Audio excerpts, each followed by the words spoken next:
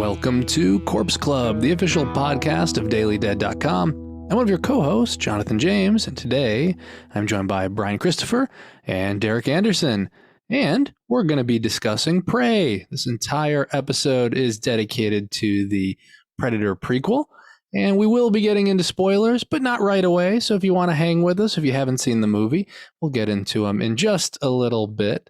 But we do want to talk about our initial thoughts, a little spoiler-free on that. We do want to talk about our, kind of give everybody a little background on our thoughts on the franchise, and then we'll work our way further into this excellent movie.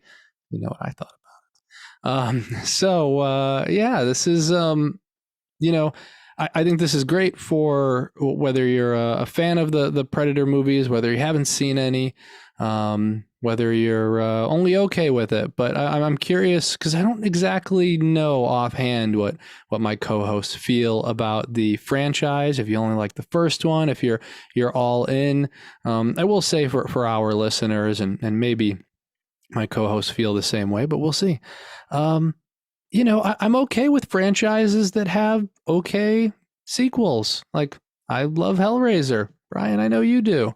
Like, I've gone through the Alien films, so I actually don't think the Predator series is all that bad. Like, its installments for me, they're all fun. I think maybe the only great one, in my opinion, is the original, but I think they're all fun. So I have enjoyed all of them in their own way. I like more of them than I don't. Actually, I'll even go a step further. I like all the ones that I've seen. There are a couple that I just didn't bother with. Alien versus Predator, Requiem, and The Predator. I hadn't gotten to those just because I didn't really hear a lot of good things about them. So I just didn't catch either one of those. But the rest of them that I've seen, I've really enjoyed. The original Predator is, I think, one of the first movies that I remember of being able to like instill that fear of something that like is invincible or like can't be killed. Like that, like this invisible thing that will just come out of the jungle and can just wipe out, this team of like big macho commandos. And I remember there was something about that was like really, really terrifying to me as a little kid, because I think that it tapped into that idea of like, I was coming of age with Arnold Schwarzenegger and with Sylvester Stallone and those guys that were just like these unstoppable forces. So Predator was really good at kind of turning that on its head and taking these guys that were like larger than life and making them seem almost like cannon fodder compared to this just unstoppable alien. So I really loved the first one. I don't think I quite got the second one, seeing it as a kid, to appreciate it for how much I love it now.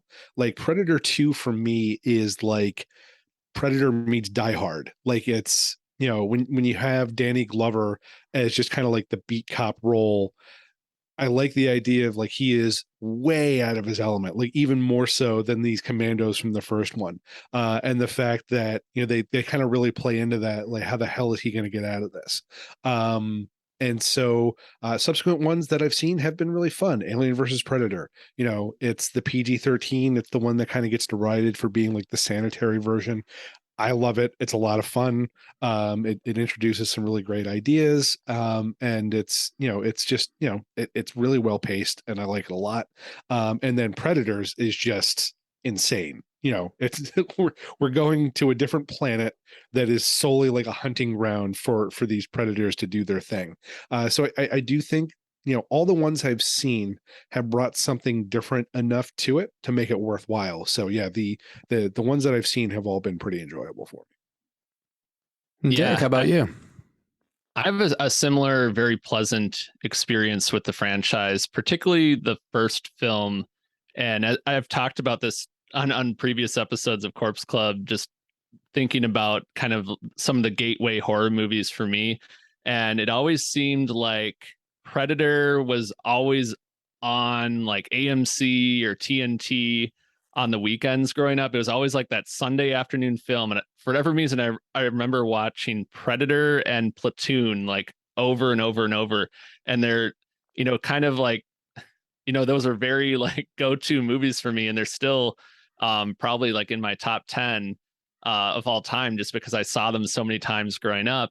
And that first movie to me just is, it's always like the high bar for like action horror. It just, the larger than life characters, the way the tension builds, Jesse Ventura being in it, who was the governor of Minnesota when I was growing up in Minnesota. So there was a big connection there. And that "I ain't got time to bleed" line has been quoted in my house literally thousands of times growing up.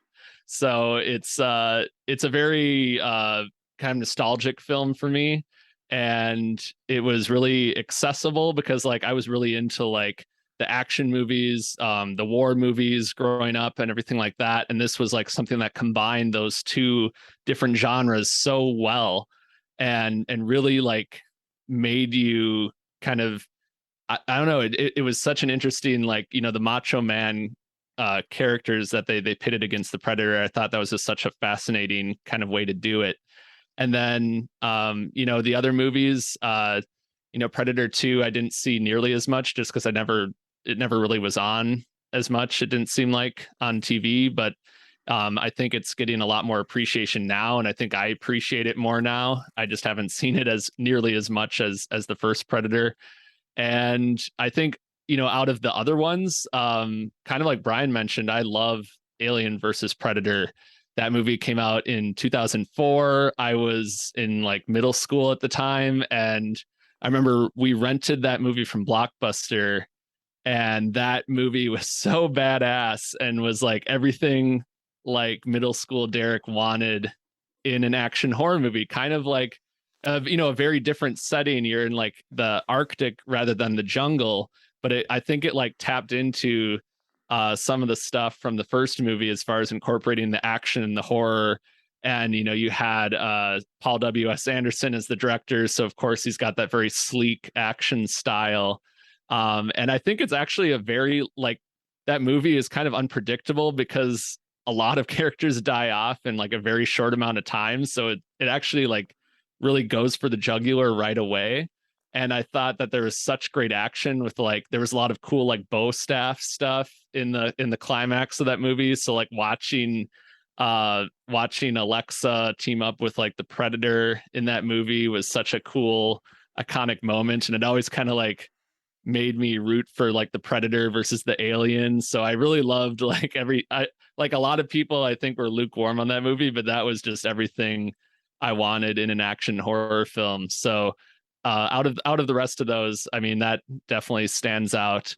Although I got to give a little shout out to Requiem, just because I remember seeing that in theaters with my dad and my friend, and it was, it's not a perfect movie, but I just remember like the excitement level going into it. And I think it came out right around Christmas too, which was, I remember seeing it Christmas week.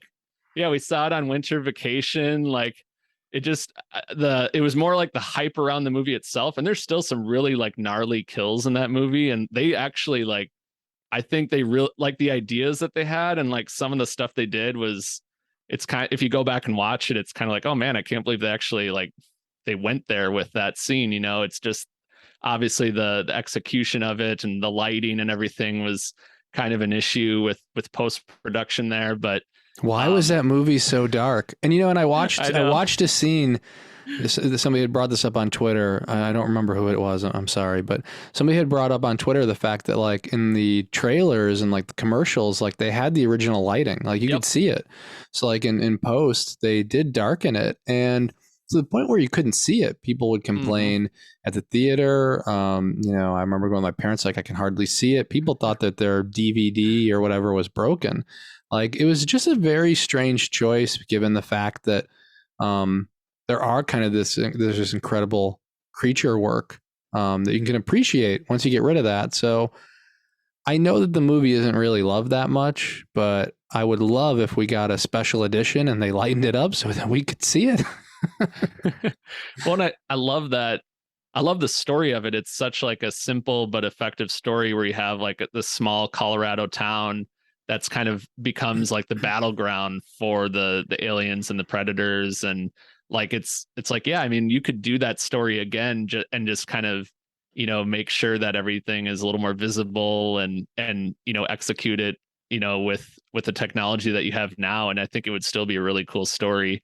And it's yeah, and you have the pred alien and everything like that. So it's I love too, like the AVP movies kind of make it seem like they make you like root for the predator. Like the alien is the one that's like, I don't know, it just maybe because the predator is like more human like, but it feels like they definitely kind of want you to root for the predator in those movies, especially in AVP Requiem. It's a predator movie. It's interesting because as you're talking about this, I realized that, if I grade the Alien versus Predator movies on like a Predator scale, like I'm okay with them. I don't like them as Alien movies, but I like them as Predator movies. And I actually think that's kind of where they excel. I love it's only like a like 30 seconds, but that clip with all the predators like on top of the pyramid and the predator blows them all up. I mean, it's just like those are the things you wanted to see when you read like the Dark Horse, like Alien versus Predator. And I mean, I had the toys. So I had like all kinds of like the Kenner, like Alien and Predator toys. And they even had, and they had 2-packs where sometimes they'd pit them together. They even had a mail-in Predator that was like the invisible one. And it was clear, it was see-through. I still have it. And it was just, it was completely, what do you call it? Like translucent or transparent. And I just don't remember how you got it. I think maybe you like clipped the boxes of some of the other Predator toys. It was that or it was cereal. I can't remember because they did the same thing with like an Obi-Wan Kenobi where it was like, he was Force Ghost. But you could mail in. I'm like, I don't know if I'm going to get it. Like it's been a long time. And then it came in the mail and I had my cloaked Predator, which I still have today. I actually remember being really into the Alien versus Predator video game. Oh yeah, that was good. You could either be, because they really leaned into the idea of the humans and the predators being allies. Yeah. So you could either play as one of the Marines or you could play as one of the predators. So that I remember being like really intrigued by that idea of like predators being someone that you could like team up with, which obviously they tapped into a lot in the Alien versus Predator movies, in some fashion, especially with the ending of the first one. It is kind of funny though how it's like you're ultimately rooting for the predators, even though if you think about it, like they're the ones who started this. Like the temple thing, it's like their hunting training ground. Yeah. None of this happens if they're not like, doing the big game hunting. Yeah, exactly. The aliens, like it's all their fault. But at the same time, it's like, it's just too cool. Team up. Yeah. I know exactly. But yeah, it's, I mean, and going back to the first one, I mean, Derek, you and I were talking last time with Scott about From Dusk Till Dawn, and like Predator was kind of that way for me because the first one, because when I had seen it, I didn't exactly know what the movie was. So I thought it might have just been an action movie. I mean, I saw like they had the VHS cover, which they used to have like posters at like the mom and pop shops. And actually they had like a standee. I remember a Schwarzenegger standee or something like that to promote the VHS. So when we saw it, I saw it with my dad. And I didn't know what it was until I saw it. I'm like, oh my God, what is this? But like, there wasn't like the whole, like, there weren't all the toys and stuff at the time when I had first seen it. And that's another one of those movies that like I always appreciate a movie where it's like, and I always say like filmmaking is like alchemy, but it's like one of those things where like everything kind of had to go right for this to work out. Like there were like at one point, or maybe more than one point, they considered just shooting a straight up action movie because they had a different design for the Predator. It didn't really work out. And then, we ended up getting that redesign. Porta Jean-Claude Van Damme. Yeah. And so, had it been the other design, we might not be talking about it, but it was that, it's the action, it's the acting, it's the humor. It's like everything comes together, the score, and that movie is just really incredible. And, and then they haven't really been able to replicate it, but I think it's always also because what they've been doing is, trying to, and I think they've done a decent job of this actually, is they've expanded the world without showing you everything. Like we haven't gone, I mean, we've gone to the Predator homeworld, but we haven't like had an entire movie that takes place there. Like they haven't really demystified, you know, the Predator race like all that much. And so I think that's kind of interesting, is that it still has its mystique, whereas, you know, we've pulled so many layers away in the Alien franchise. And you could argue in Predators, was that the Predator homeland, or was that just kind of like a planet they used as like, you know, a game hunting planet or something like that? Like, you can make the argument either way, but I think that goes to your point where it's, you know, they give you these peaks.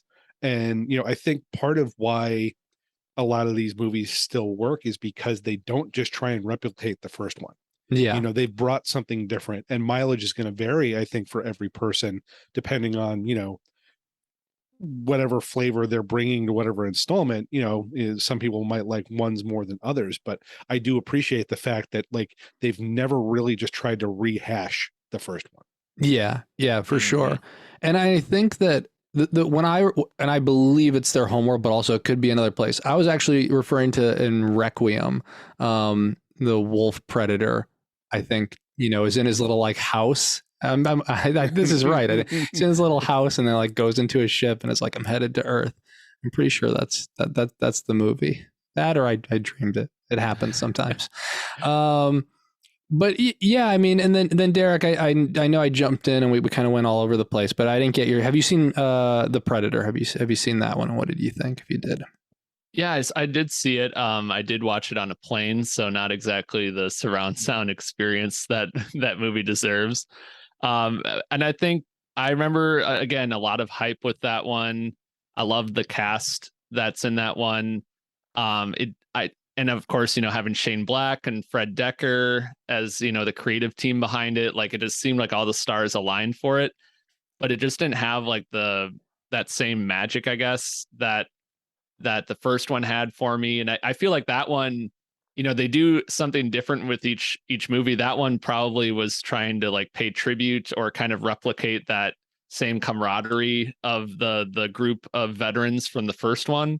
So I could see like how they kind of were using that formula, but then just, I don't know, the setting, you know, obviously it's more, I like how it's, you know, it's suburbia. I mean, it's a cool concept. It just didn't hit as close to home for me as like AVP or the original Predator. And so it just, I mean, I should give it another watch just because it's already been several years, and I should watch it on a screen that's bigger than like 12 inches. But you know, I'm glad that we got it in the first place. So just because it kind of like keeps that franchise alive and introduces new people to it. And that was a lot of hype for that one. I remember we covered that one quite a bit leading up to its release on Daily Dead. Yeah. I remember I went to the TIFF premiere for it. And, you know, it's interesting because it was one of those movies where I do like it quite a bit. It's interesting how they're able to, you know, have some of that, you know, trademark humor that you'd expect from Fred Decker and Shane Black, but also like it does feel, and from some of the reports that I had read, there were a number of changes. There were a number of reshoots. There were a number of, maybe, I don't know if it were tonal changes that they wanted, the studio wanted, but it seemed like, you know, too serious, too much humor. And so I think they had a tough time at the end of the day trying to balance it. And I also know, if I'm not mistaken, I believe there was some shuffling in terms of how they ended that movie. We do see kind of that Predator suit, but it seems like from what I had seen on Instagram that they did shoot some scenes with like with Ripley, with Newt, like in this like pod. So they were trying to build to this bigger world. And I think maybe in some way, because they were going kind of so big with it, that maybe, and this is just speculation, but maybe, you know, Fox was like, hey, well, if you're going to bring in like Ripley, if you're going to do this, like we need this movie, like this movie has to be a launching pad, because it seemed like they were going to try to do a shared universe kind of kickoff with this. And of course that didn't happen. But I still think on its own, like I said, it's got some good stuff, but we're here to talk praise. So let's jump into it. so obviously, at least at the moment, we're kind of done with our AVP movies. We're done with The Predator, and Prey takes us to the 1700s, and really kind of smartly gives us a prequel. And I want to get your thoughts, Derek and Bryan, on it. But we talked about, and Bryan, you had mentioned, and I did as well, about how all of the movies have kind of done their own thing and not tried to copy the original. And I think that some people, you could critique this movie by saying, hey, it's too similar to the first movie. And I would argue that it's not at all. But I would say what we would expect maybe from the early 2000s or the 2010s when we saw remakes is we saw those or reboots. You'd see those that basically remake a movie kind of shot for shot, or try to like bring back the same nostalgia or the feeling that you had for that old movie, and just have slight changes. We saw that in The Force Awakens, and we saw that with kind of with them bringing back the Death Star. And we saw that with Jurassic World. What I think this movie does really smartly is it introduces a predator to a new setting, and it has characters that have to deal with a single predator. But I don't, to me, it doesn't feel anything like the first one. It's able, though, to bring back that kind of sense of dread and those things we love about that first movie without it being that first movie. And I think that's a really hard line to walk. And I think it does it successfully. Yeah, I very much agree. It's doing its own thing, but it goes back to the basics of the first one. Of exactly like you said, it's got that buildup that a lot of the other ones basically said, like, well, we don't need that anymore because what this thing is. You're just here for kind of like the action and the gore and kind of all the fun stuff. I think what Dan Trachtenberg does smartly here is put us back in the shoes of people who have to figure out what the hell this thing is, and there's that buildup with just kind of like getting the glimpses of it in its invisible form, and having it pick people off, and also having it kind of like it's hunting them again. You get that sense of they're being stalked in a way that I think is kind of jettisoned in a lot of the other ones. But it's and I also think the way that they approach it is interesting, because you're seeing it kind of test the waters, and you're seeing it hunt different types of prey, on this. Because are we supposed to get the idea that this is kind of the predator's first trip to this planet? That's a good question, and maybe we'll go down the rabbit hole with this. We do see that from obviously this predator's lower tech.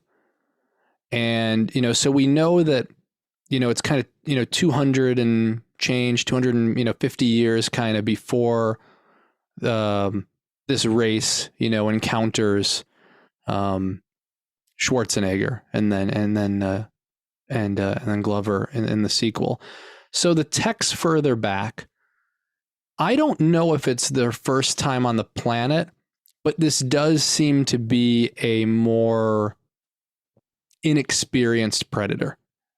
And so because we see ships in the beginning, and who knows if they tie to Alien versus Predator. Mm-hmm. I don't know if they do. Maybe they've been hunting for years and throwing aliens on the planet. But even if we eject the AVP movies, it's totally possible that they've been here before, but this one, maybe not. Seems like it's this one's first time on Earth, and it's experiencing the creatures and the humans kind of for the first time, trying to find its big game, which they do smartly kind of mirror with Amber Midthunder and her character, because she's trying to find her big hunt as well.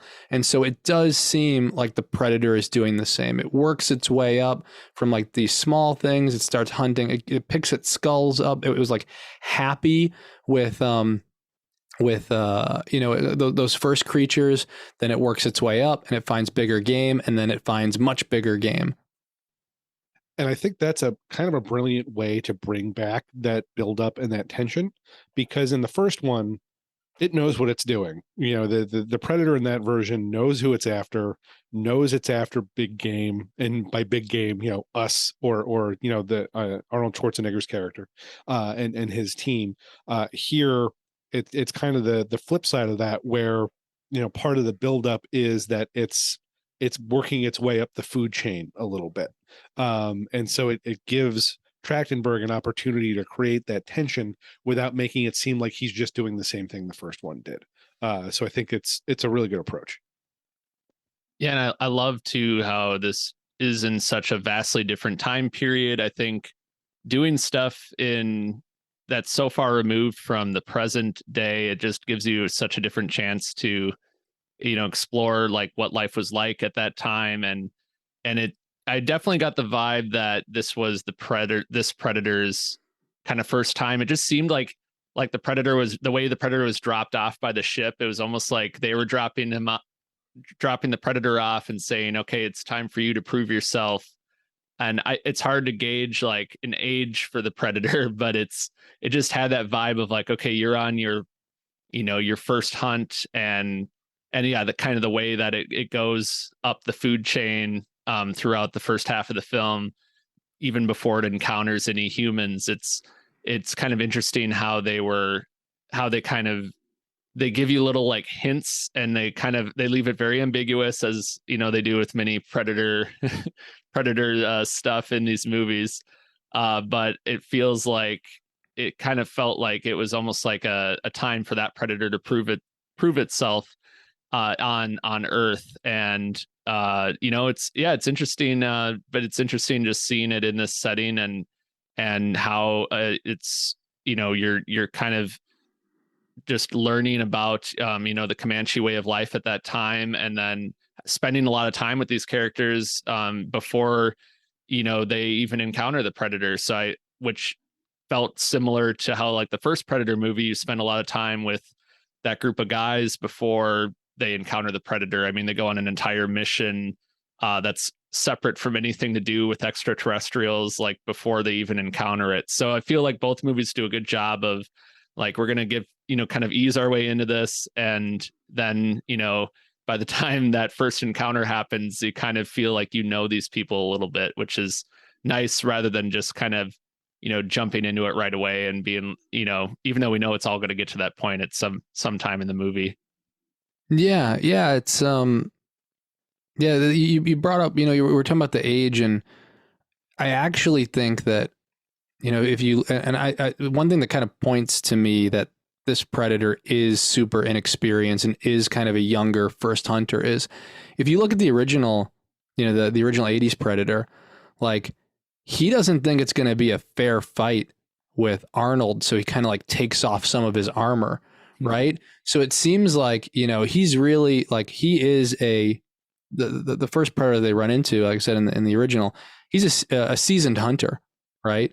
So he's stalking them. He has all this technology. He's using all of these the tricks. He's reproducing people's voices, and then, because he feels like with them having their guns and them being trained soldiers, it's a fair fight.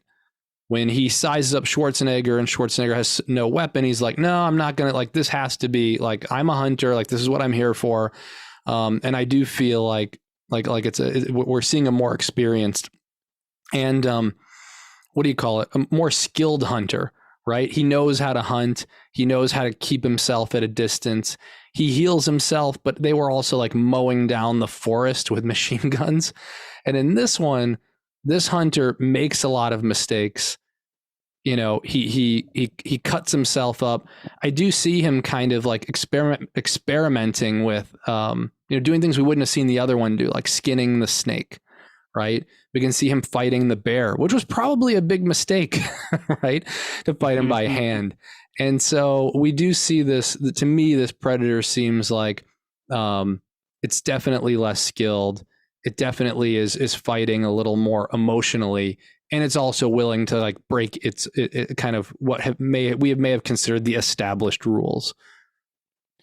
And I'm also interested by the concept of, like, obviously this is a kind of an earlier iteration of a predator, but it also seems like it's a different like breed of predator. Like, getting into some spoiler territory, when this thing gets unmasked, this thing looks very different than the predators that we'll see, in the earlier movies, but later chronologically. Like he's got a very different look to him.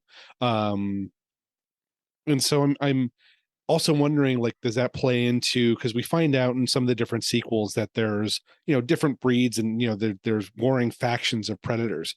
So what is this predator? Is this like an early predecessor to what would become the more modern version of the predator, or is this just a completely different race or breed of predators entirely?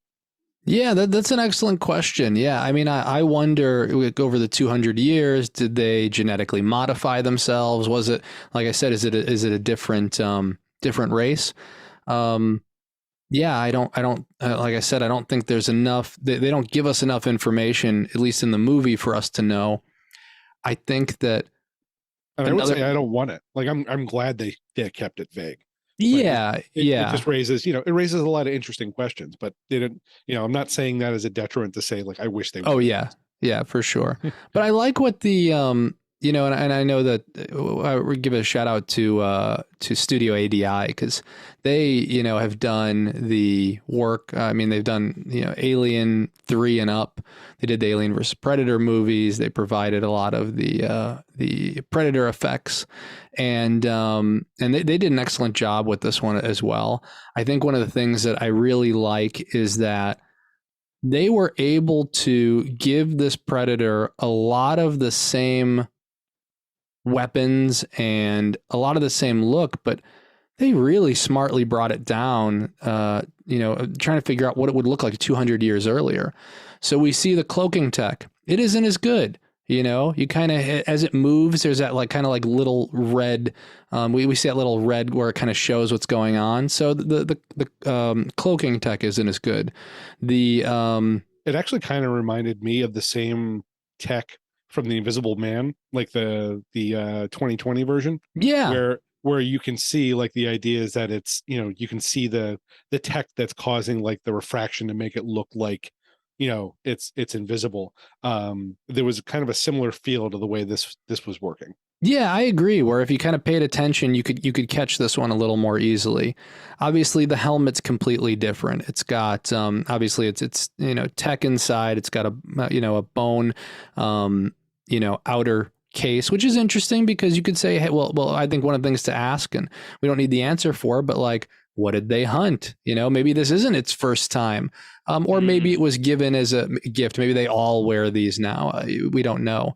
But I think then some of the other things we have, it has a shield. It has, instead of the shoulder cannon, it has kind of those bolts, but it still tracks them to the visor.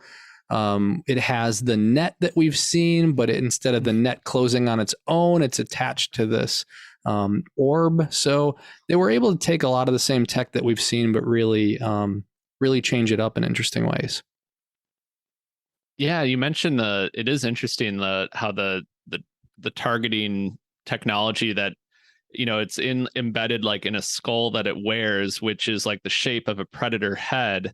So it does make me wonder, was that like something passed down to it from its family, or did it kill another predator and it has that as a trophy? Because you saw how the predator like killed a wolf and then disintegrated its flesh down to the bone and then like collected the skull of that wolf.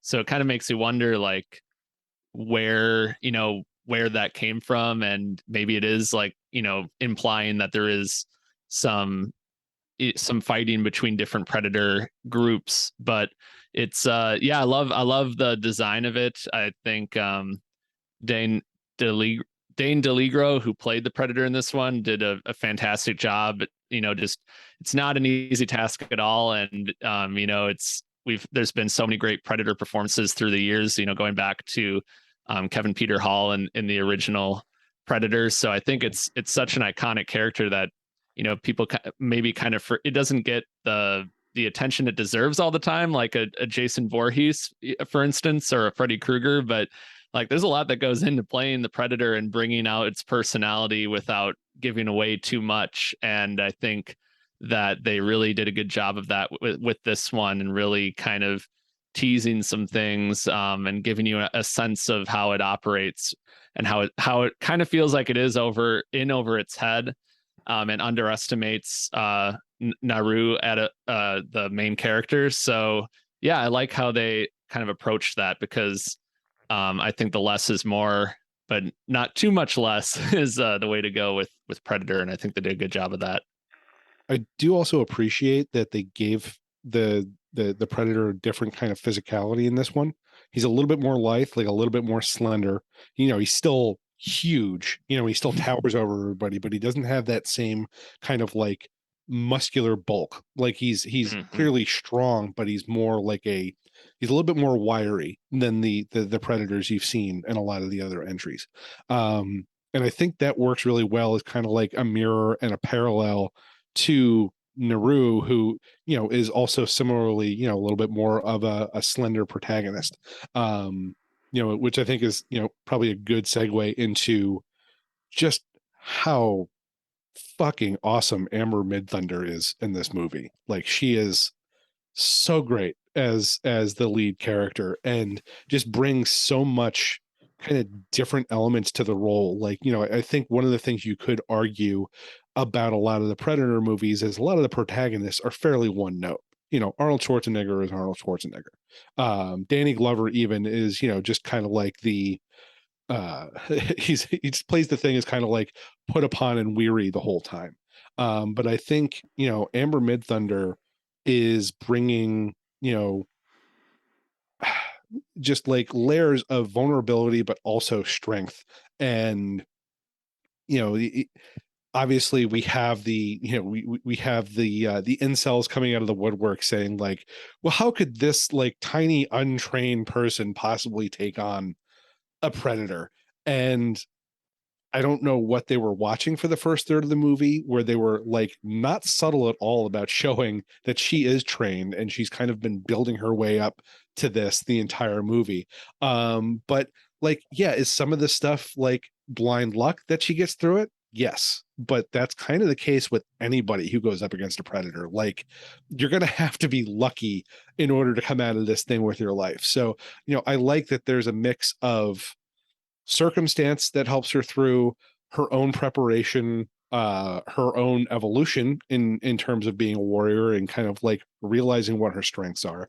But yeah, it's just, she is a great protagonist, and I'll be interested to see if they find a way to, like, if they do more of these, would she be the first protagonist to come back for a Predator movie? Because I think that would be the first time that's happened, right? I don't think they've ever had the same lead character in a Predator movie, other than obviously the Predators.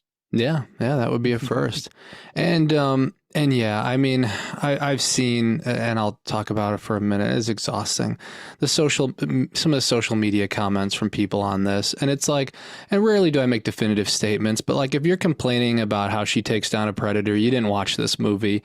And I mean, because if you're going to be this picky about this, you're this picky about every single movie. And this movie goes out of its way to build up her character, and to also show how she's able to take down this Predator in the end.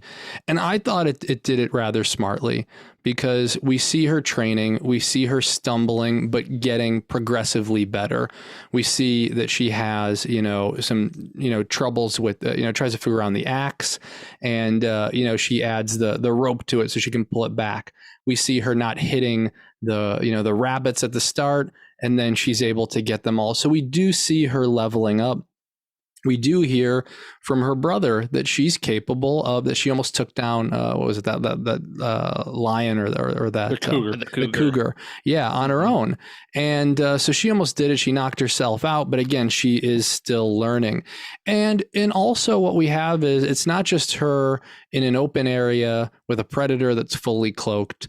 We do see, similar to what happens with Schwarzenegger, that this predator gets knocked down. That even in the original Predator, if you watch that, kind of the predator at his best, when he hadn't been hit by the log and everything else that Schwarzenegger and his soldiers had done, because they had shot him and they had done other things as well, like then Schwarzenegger was able to fight him, barely. And here we do see that that Amber Midthunder's character it's a longer fight against this predator. There are other people that are helping. This predator does get weakened, and then when it's time to finally, it's her, against the predator by herself, she is able to use her strength and her wits to defeat it, because it's not going to go down with just sheer force. And I do think it is important to note that there is a point at which I think it feels threatened enough. If I remember correctly, it does try and cloak. And I forget the exact circumstances that, she's kind of able to overcome that as well. But I think this kind of goes back to that idea of, this one maybe being a little less practiced, and is able to be kind of more caught off guard.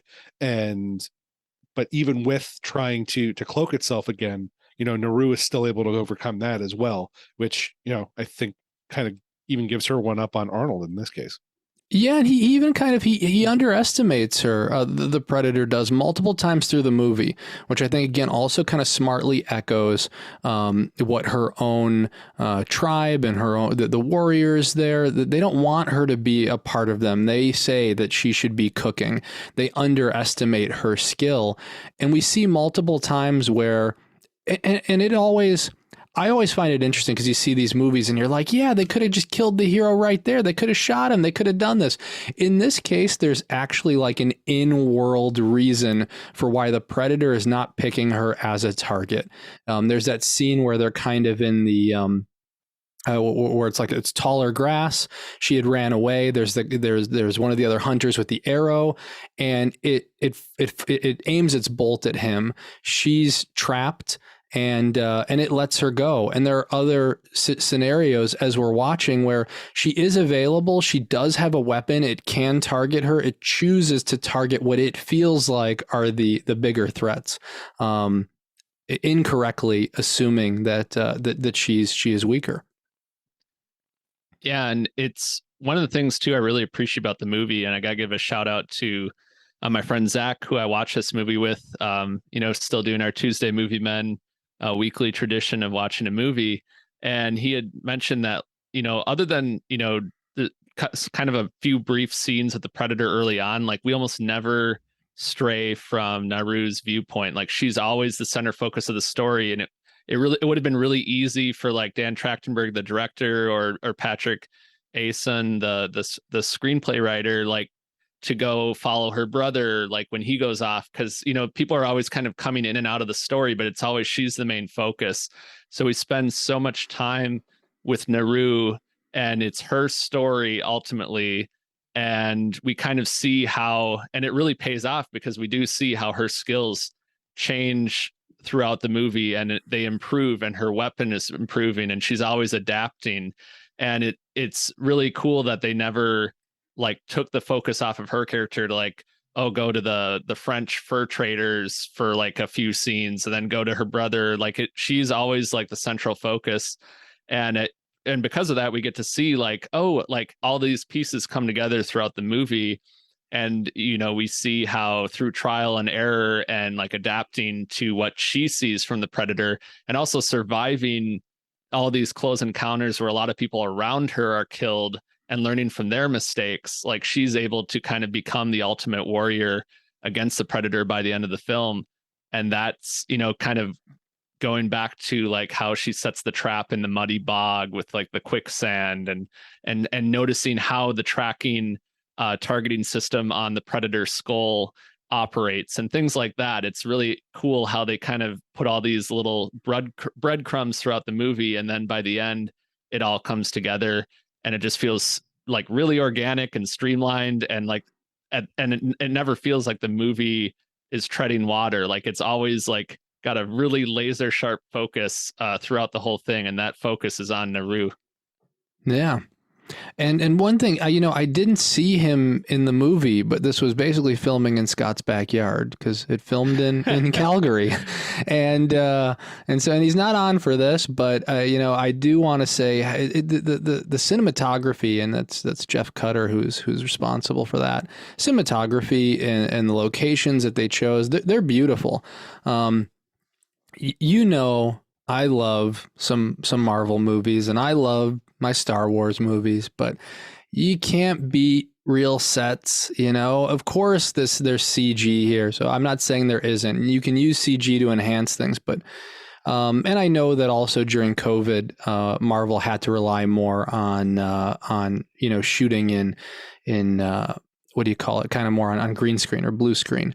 But there's just something about practical lighting and having natural fire to kind of cast that light and those shadows. And this is a movie that's gorgeous, and it helps. It really helps kind of sell that this really is the 1700s, that you're in this remote area that takes you back, and it's a beautiful looking movie.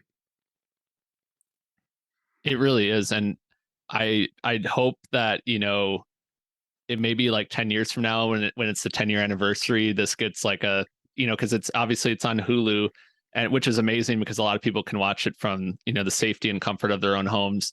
But like seeing this on as big a screen as possible, like in an IMAX theater, would be so cool, because I feel like it was filmed in a way to like really capture like how big the scenery is, like how dominating the wilderness is in this movie. And it's such a cool place for the Predator to be dropped in the middle of. So I would love to see this like just on the biggest screen possible, or at the drive-in. I mean, there's just so many ways, with the sound cranked way up. But yeah, it's a gorgeous movie. Yeah, I mean, there's definitely been talk about, hey, this should have been a theatrical movie, and and I think we're getting to a new world for entertainment, especially when it comes to Disney. And the fact of the matter is, whether or not you agree with it, but the numbers don't lie, is that even if this movie did well by this movie's standards, it's a small release for Disney. And so it's kind of a tough play, or like a tough game for them to play. I am glad that they're releasing and hopefully continuing to make these movies. I think we'll continue to see them go through Hulu or go through Disney Plus. And if they give them the right budget and they're this quality, like, I'm all for it. Like, I expect Fede Alvarez is making a new Alien movie. I kind of expect it to go through Hulu. And I wouldn't be surprised if that happens. We know the new Hellraiser is going through Hulu. Back in the day when Fox was its own entity, I would have imagined that would be going to theaters. I'm very thankful and very lucky that I have a projector, so I can see it on a little bit of a larger screen. I think having it on a streaming service makes it very accessible.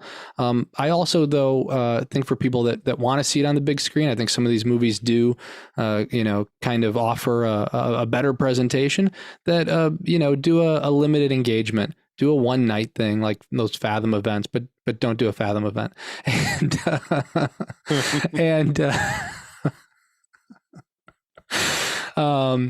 or do something at the drive-in and just do a tour. I'm looking at Derek as he's laughing. It's no, you're absolutely right. And I actually think of this movie with Nope, Jordan Peele's Nope, and how that movie, like seeing it on as big a screen as possible, like I feel like enhances the experience, just because it's like it's another character. I know it sounds cliche, but like the outdoors is like another character in that movie and in this movie. And but yeah, it's as long as people can watch it and they can see that the numbers are there and that there's a demand for it, that's the most important thing. And I obviously, with this being like breaking records for Hulu, for like that initial viewership, I think it's a certainly a good sign that, you know, people want more Predator, and I think they'll get the same response, if not more so, from Alien. I know we've even got like a TV series coming out with that. So Yeah. there's so much to look forward to and so many different ways to watch it. So as long as, you know, we, you know, rally around the stuff we want to see more of, then that's definitely the most important thing. Yeah, yeah, and I mean, and I think that, you know, because Hulu's you know, essentially it's split between a few different companies, so it's basically at this point a Disney, complete Disney service. You know, they have the budget and they have the what do you call it, the subscriber base, where they can, you know, have these 50 $100 million budget movies and just release them through streaming.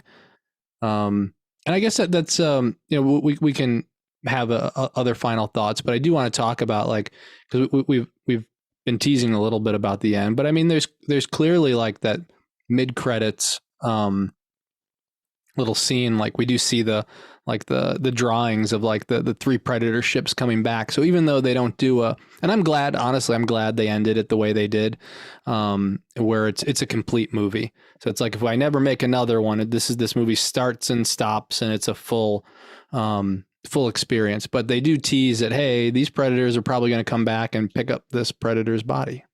Well, plus there's the idea of, you know, the one Easter egg that does leave that loose thread is the musket pistol from Raphael Ottolini, who we first see in Predator 2 when the Predators are giving that pistol to Danny Glover. So they somehow acquire that pistol. So that's the question of How do they get it? that? Yeah. Yeah. How do they get it? Yeah, I showed Christy that scene because I'm like, oh my God, they didn't give it back. And I was like, yeah, I showed her the end of Predator 2. You go ahead. Oh, and it's implied too that, you know, because unless, you know, it's got like some Tesla auto driving feature, that Predator ship dropped off that Predator. So you assume that there's at least another Predator, if not, you know, a whole family of Predators on that ship that like went back into the sky. Like the ship didn't, you know, get parked on Earth. So it feel like a lot of Predators would know what happened to that Predator, and they might not be too happy to find out that that Predator was killed. So it kind of naturally leads to, like, you know, how many more Predators are out there, and like, could we see this continued, like, you know, in another movie or in like a comic book series? Like, you know, obviously there's been a lot of like Predator comic books over the years, and, you know, there's a lot of cool ways to kind of fill in the gaps between the movies by doing that. So I mean, it feels like they're like, it's almost like just beginning with you know, the, you know, where things leave off, and so yeah, it's interesting. It'd be interesting to see what would happen next there. Yeah, and I mean, if we follow Predator 2, and we don't have to, like, they were okay. They're like, you killed the Predator, like, we'll take the body, like, nice job, and here, take this gun from you know, 200 plus years ago. So yeah, I don't know where it's going to go, but I'm sure they have some ideas. So and then one thing there's a couple things I forgot to bring up, but one thing I have to talk about is, I was laughing so hard when they find that when the settlers like point their muskets at the Predator, he's got the shield, they shoot it, and then they have to reload. They all just sit there. Yep. It's like they get one shot off, it does nothing. I'm like, oh my God, they got 10 minutes. Just give us a couple reload minutes time. Here. Yeah, not a fair fight if you don't wait. Right. Oh man, they definitely how they, you know, interwove some of those historical elements, and showing too how, like, you know, with the buffalo being skinned, and how, you know, how that was exploited, you know, by settlers, and you know, showing that, like, you know, at first something that looks like what the Predator would have done, you're like, oh my gosh, that's horrible, and then you realize, oh man, that wasn't even the Predator, it was the, you know, these settlers that were taking advantage of the land. And so it's interesting how they're like able to weave that in while also keeping it, like, I don't know, while also keeping it so that it enhances the story, and like it all, like, it's still really streamlined, and it doesn't feel like it's like a detour or anything. It's like, just it's all part of what's going on in that area at that in that time period. I will say, if I do have one area that like I wasn't super thrilled with in the movie, the French Trapper massacre actually wound up being a little anticlimactic for me. I can't quite pinpoint why, but I think there was a lot of like, I don't know, it happened so quickly, and there were moments where like I think it could have been, they didn't go all the way with it. Like it could have been more brutal, and it could have been more visceral. And I think those were a couple of instances where they maybe leaned a little too hard into the CG.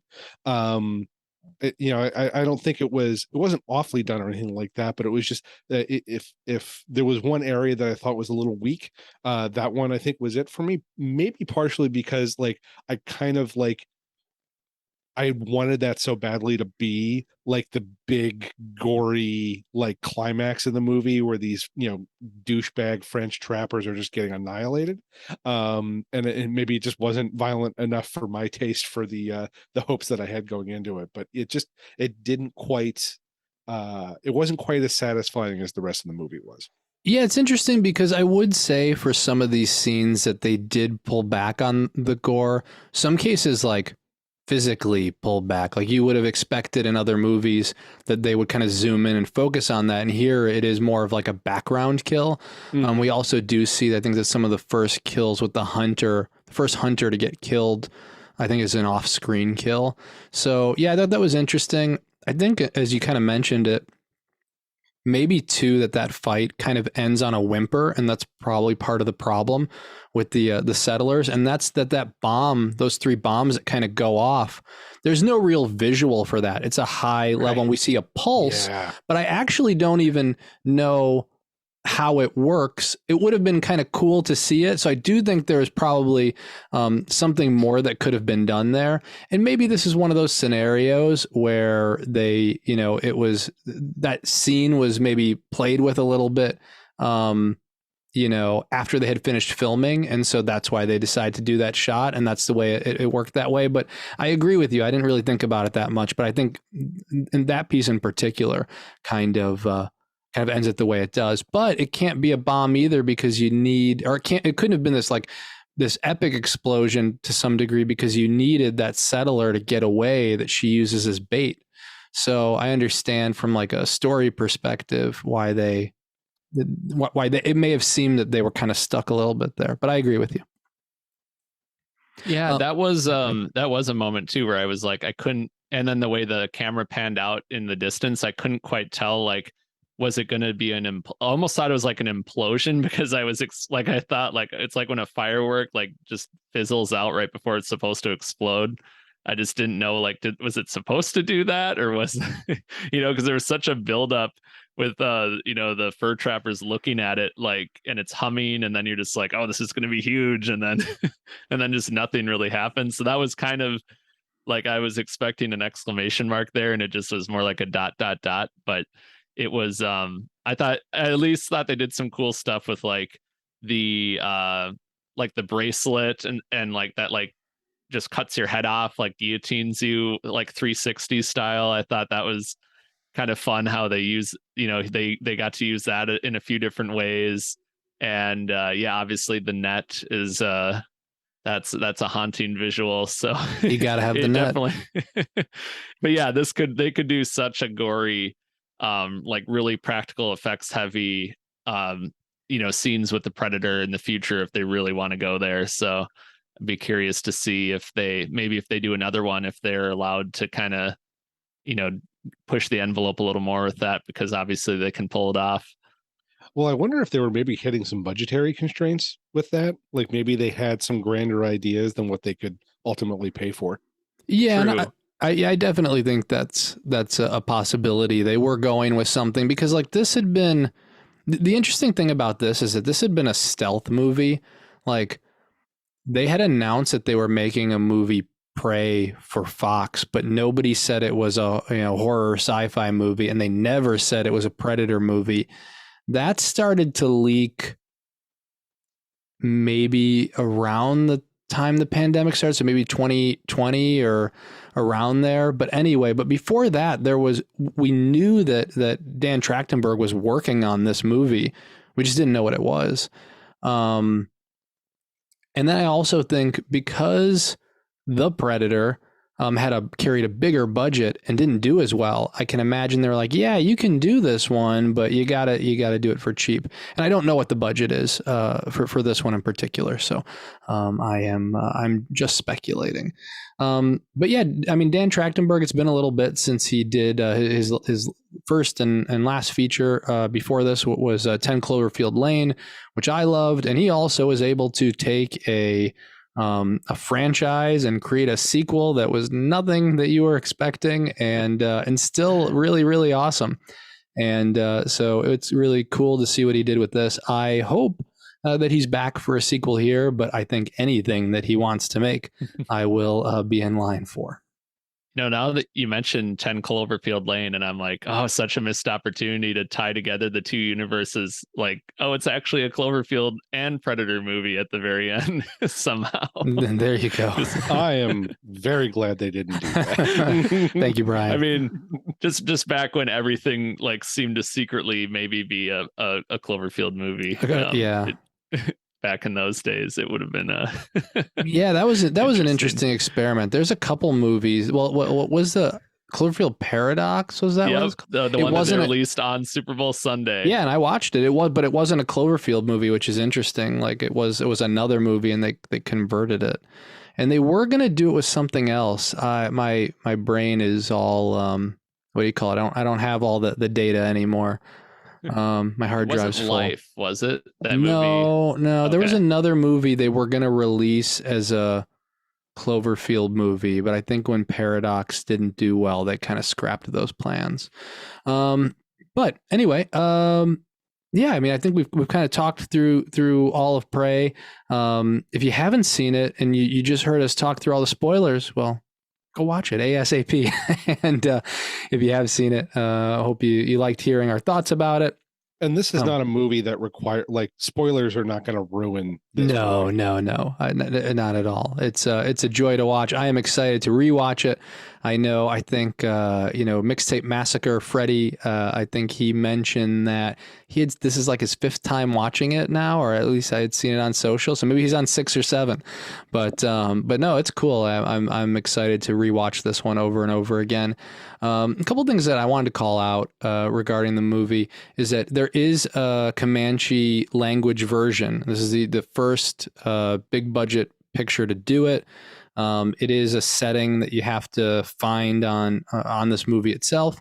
I didn't watch it for my first go with that, but I will be watching it. So if you haven't, yeah, I think I want to rewatch it, and I think I'm going to do it with the Comanche language because I think that will add a more interesting element to it. Because I do think there is a little something lost in translation with all of these characters like talking with fairly modern English dialect. So it'd be interesting to see this done in the kind of the full Comanche language. Yeah, for sure. Oh, and another thing too, that there's so much to talk about this. It's like we talked at the beginning of this episode. We're like, well, is this going to go like our normal episode length, or sometimes it depends on the movie. Sometimes you have a lot to say about it. We didn't talk about Dakota Beavers, who plays the brother and kind of the lead hunter of the tribe, and he does such a great job too. So I want to give him a shout out because I think he does a great job of bringing humanity to the character and a likability. I think this definitely could have easily been and again, this is some smart storytelling, because I could imagine this being like a sister against her brother who won't allow her to do stuff. And here I do like that it's not. There's not as much static. In many ways, this is a feel-good movie.